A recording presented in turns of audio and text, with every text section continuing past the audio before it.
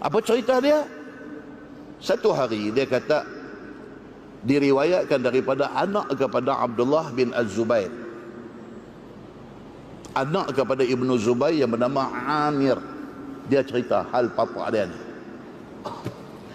Dia kata anna abahu haddathahu, bapa cerita, dia kata annahu atan nabi sallallahu alaihi wasallam wa huwa yahtajin.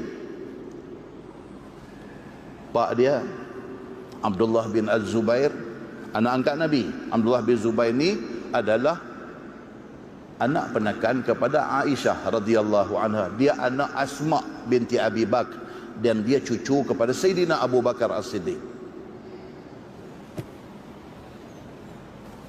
Satu hari Nabi yahtajim.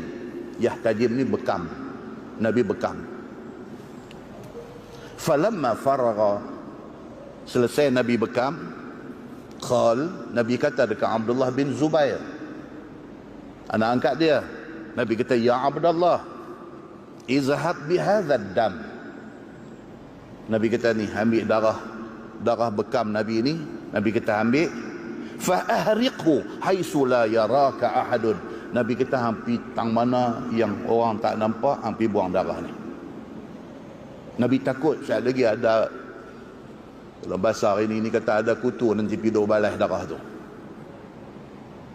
Nabi kata dekat Abdullah bin Zubair, ambil darah bekam aku ni, pergi tempat yang orang tak ada, buang darah ni.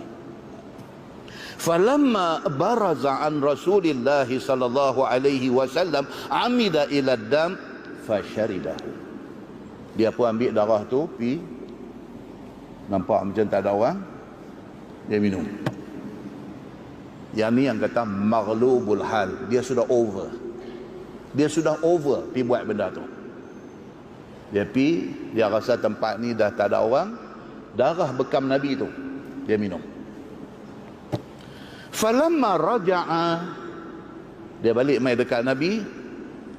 Nabi kata dekat dia, ma sana'ta.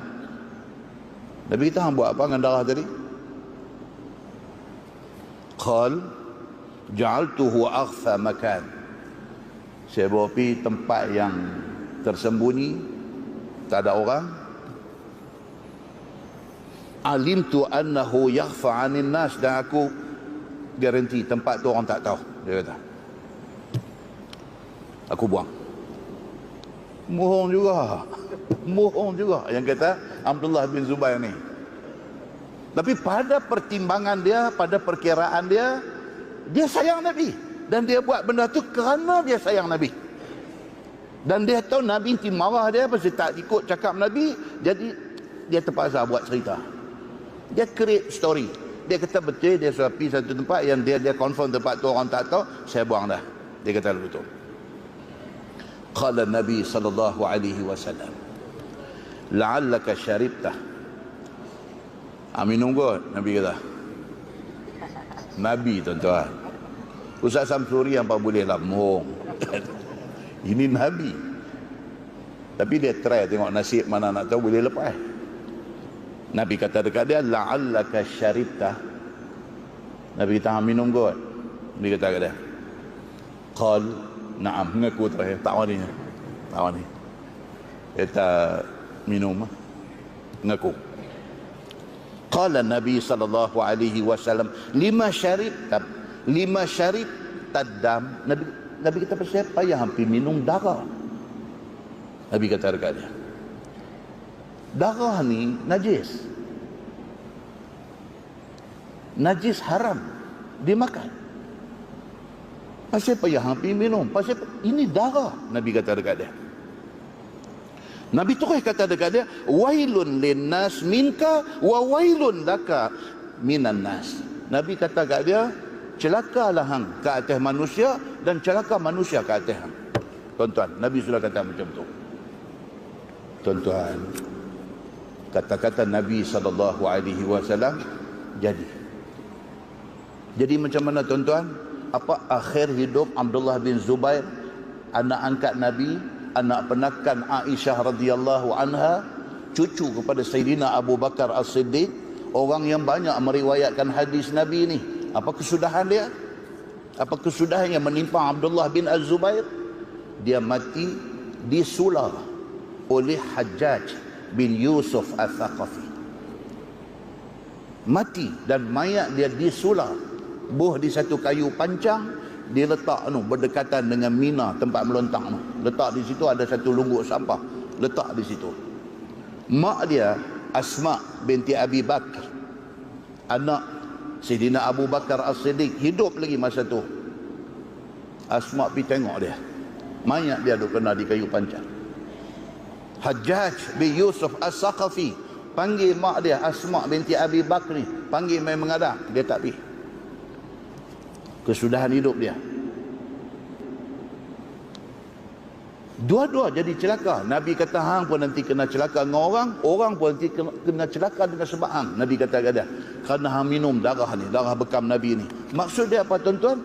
Celaka dia, pasti akhir hidup dia kena bunuh dengan Hajjaj dan mayat dia diperlakukan macam tu. Celaka dia. Celaka pada mata orang nampak celaka. Dan celaka Hajjaj pasal apa? Pasal dia telah membunuh anak angkat Nabi. Dia telah membunuh cucu Sayyidina Abu Bakar As-Siddiq. Celaka kata Hajjaj bin Yusuf As-Saqafi. Hak Nabi kata tu. Nabi kata hang pun nanti kena celaka dengan orang pun celaka dengan sebab hang. Jadi di akhir hidup dia. Walaupun sebahagian ulama ambil sikap apa dia, tak mau komen. Sampai orang tanya apa kata hang terhadap Hajjaj bin Yusuf Al-Thaqafi, tak mau kata apa.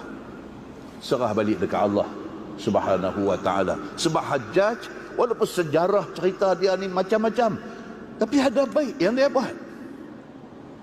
Apa kebaikan Hajjaj yang sampai hari ini kita dapat rasa? Apa dia tuan-tuan? Hajjaj bin Yusuf Al-Thaqafi.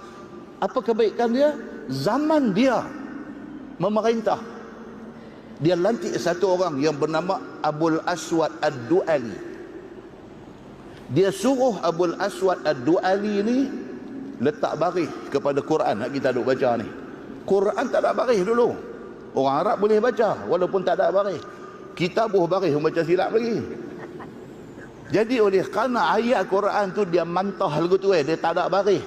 Hajjaj bin Yusuf As-Saqafi yang sejarah menceritakan ganas dia ni bunuh orang cukup ramai.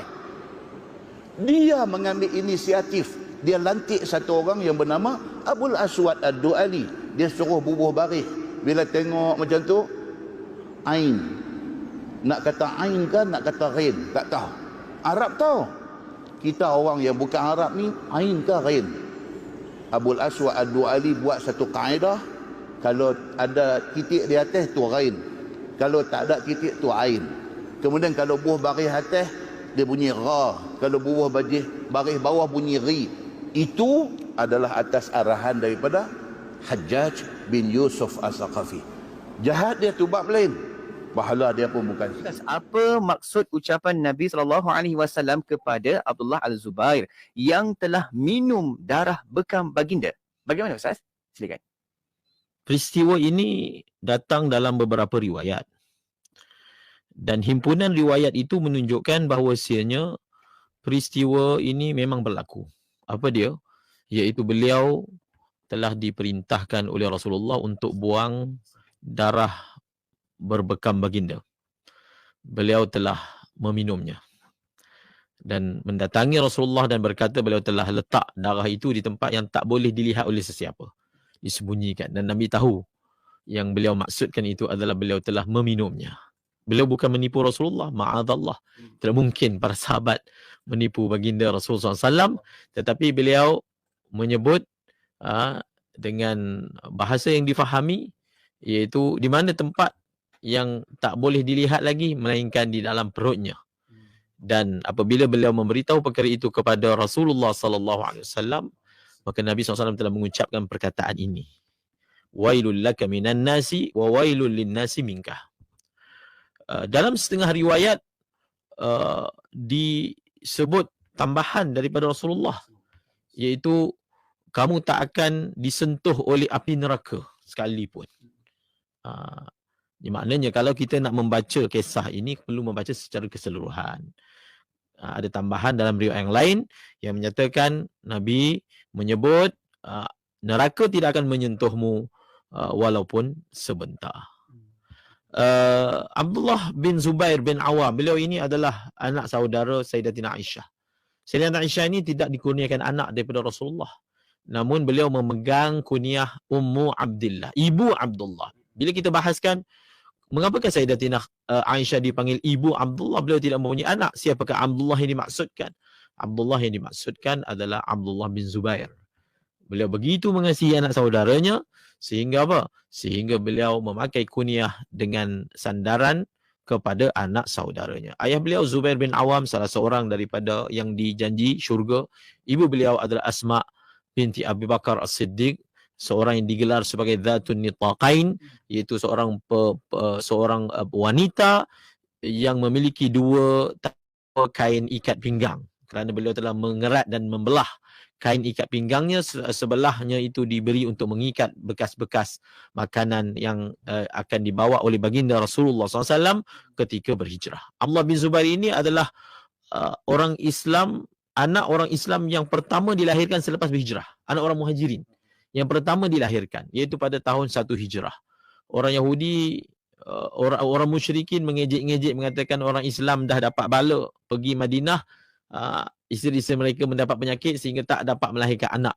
Apabila lahirnya Abdullah bin Zubair, mendatangkan 1000 kegembiraan kepada orang-orang Islam kerana dapat menutup mulut orang musyrikin. Dan beliau ini telah ditahnik oleh siapa? Oleh Rasulullah sallallahu alaihi wasallam.